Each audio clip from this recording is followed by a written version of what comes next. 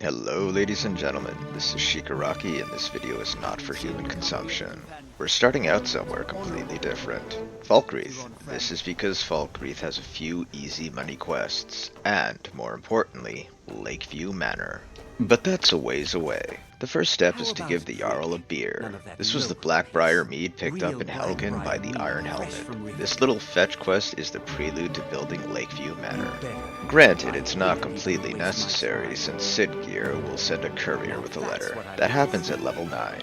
Regardless, the Jarl gives us a quest to clear out Bile Gulch Mine. This is one of the easier locations he happens to give, and it's a great spot to pick up some Auric Halcom ore if the Dragonborn is doing a smithing run, or just to make some easy cash by turning the ore into ingots. Next we'll want to talk to Thadgeir for a delivery quest of his compatriot's ashes. Deliver the Barrett's ashes to Runiel and get some easy gold. That was a way to write a script. Then we're off to see Dengeir. It seems like Gear is a common phonetic structure for names in Falkreath. This means that if we fast forward to the future and give the Jarl some Wargasm apparel from the United Kingdom, he'd become Metal Gear. The issue here is that Dengeir wants us to break into Lod's house. A shame because of Lod's sense of loyalty to Dengeir, which is something we just can't do without lockpicking. But selling some cabbage at Corpselight Farm grants us another citizen-helped quest. In Whiterun, we can find a pair of alchemy gauntlets from Adrienne.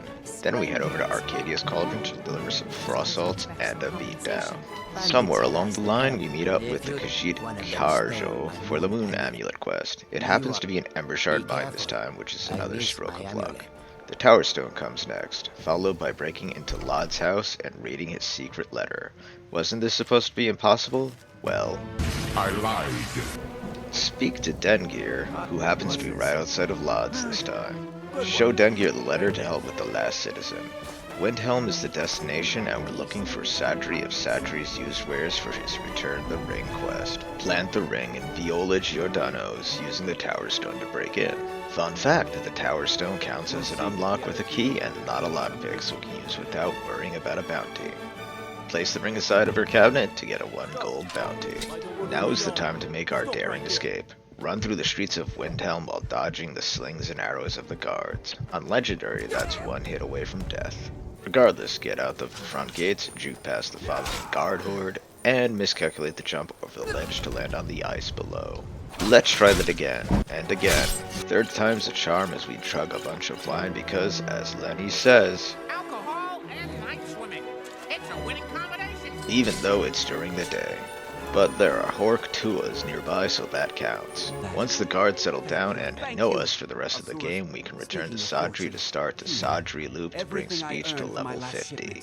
The Sadri loop is as follows. Sadri is a general goods merchant and a skill trainer. That means he buys anything. Anything happens to include delicious water-breathing potions we craft at the White Files Alchemy Lab from Nordic Barnacles, Salmon Roe, and Garlic. Yes, all those hours of setup were to finance this skill training. And level ups too, because these potions crank up alchemy. The loop is simple to execute. Buy skill training from Sadri, go to the White File to crank out some power potions for a level up, and sell the power potions to Sadri for another round of skill training. Credit goes to Major Slack Attack. Our target is speech level 50, which provides access to the merchant perk, which allows us to sell anything to anyone, making further skill training easier. Level 50 also happens to be Sadri's limit, so that works out perfectly. Ember Shard Mine is next on the agenda for some destruction and two-handed leveling. We're also picking up the Moon Amulet, but unfortunately for Kharjo, we're not returning it. Why? The Moon Amulet gives us a quest marker, so we can always locate a Khajiit caravan. This isn't important now, but it will be when we develop a taste for elsewhere fondue. Moon sugar is a fairly rare ingredient that Khajiit caravans always have in stock. We do some more dynamite fishing on the way to the Mage Stone, then collect some more Nordic Barnacle from the underwater ruins, and garlic from Sven, and more salmon roe down the river. Next, we meet up with Farkas for 2 sets of heavy armor skill training. Since Farkas isn't a merchant, we'll need to fund this training in some way. That's where the water-breathing power potions come into play. Which means we're back at Katla's farm to loot her Idar cheese and garlic. Speaking of looting, the Dragon's Reach kitchen also respawns around this time, so it's more vegetable soup ingredients. Since we have some perk points, it's time to spend them. Here we pick up 2 ranks of Juggernaut and well fitted from the heavy armor skill tree, and 2 ranks of Barbarian from the two-handed tree. Armor is important on legendary difficulty, as a stiff breeze from a basic frost dragon will melt the Dragonborn into a puddle. A bunch of legendary difficulty is mitigating the walls that higher level enemy spawns seem to drop in our laps. To help boost our offensive capabilities, we're after the Iron Hand gauntlets. If the Dragonborn rides a horse up the mountain to the exit of White River Watch, Hajvar Iron Hand can be forced off the edge and lured down into the loving arms of the waiting Whiterun guards. There's a joke in the previous sentence. Regardless, gauntlets acquired. We sweet talk Mikhail the Bard for Carlota Valentia and some speech experience. We make a couple of power potions to level up, and it's back to Farkas for more training. It's much easier than beating the armor into a new level. Crafting power potions in Arcadia's Cauldron provides a level up, and Farkas provides the tutelage to bring our heavy armor to level 40. After fast traveling to Dawnstar, we head east along the coast. The destination is Hela's Folly. Hela may have run the ship aground, but this provides us with even more barnacle to harvest. Almost drown while collecting the arthropods and accidentally discover Ysgramor's tomb. Take the right turn at Albuquerque and jump off a cliff. Curse profusely over the loss of barnacly progress, but somehow survive. Watching the horse corpse tumble down the mountain brings the realization that it's time for a new horse. Horse corpse is a hard phrase to say. That means we get a new horse from Catless Farm, even though the pickings are getting slimmer than M&M on Ozempic. We fast travel back to Dawnstar, but this time we head east. There's an unmarked barnacle boat guarded by some wildlife. It may only have 4 of the arthropods, but that covers the ones that don't respawn outside of Dragon's Reach. Then we get lost while looking for Mirwatch and discover Ustengrav and the Hall of the Vigilant. Loot the latter and make out like Jean Valjean. We finally locate Mirwatch by looking at a map. Ride circles around the Chaurus and bonk it to death with the Warhammer. So long as the Dragonborn remains on horseback, the Chaurus shouldn't often hit him. Judging by how little damage it takes, the Dragonborn can surmise how much a bite or poison mist will hurt.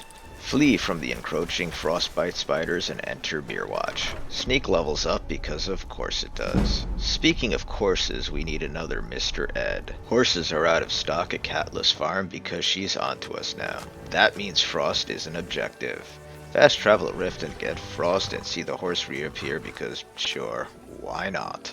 Silver tongue the rift and shakedown for a speech level, even though it sounds more like a Markarth thing to do. Since we no longer need to horse around, we stop by the College of Winterhold and speak with Feralda to gain entrance. Luckily, she provides us with the Firebolt spell. Our first stop is the Midden to loot the rubies from the Wendigo's eyes and the refined moonstone hidden in the basket in the rafters. Jump up and grab the basket to pull it down and collect all 4 ingots. It can be shot down with a bow or a shout, though it's more likely that 1 ingot or more gets stuck in the rafters. It's chump change at the moment, but we're a chump for change at the moment. We make some power potions to level up and speak to Feralda for some destruction training.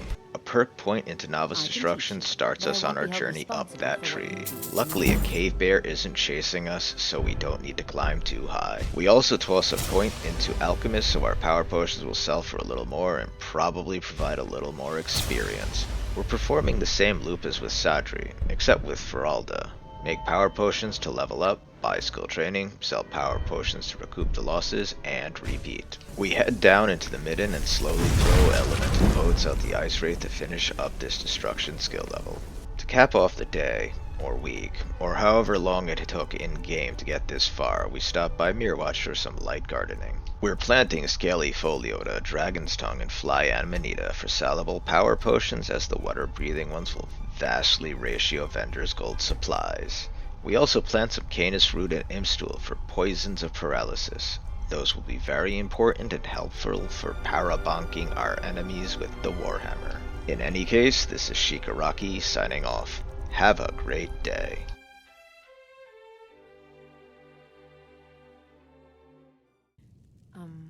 Here.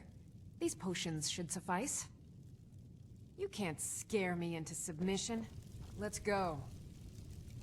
Come on. Never should have come here.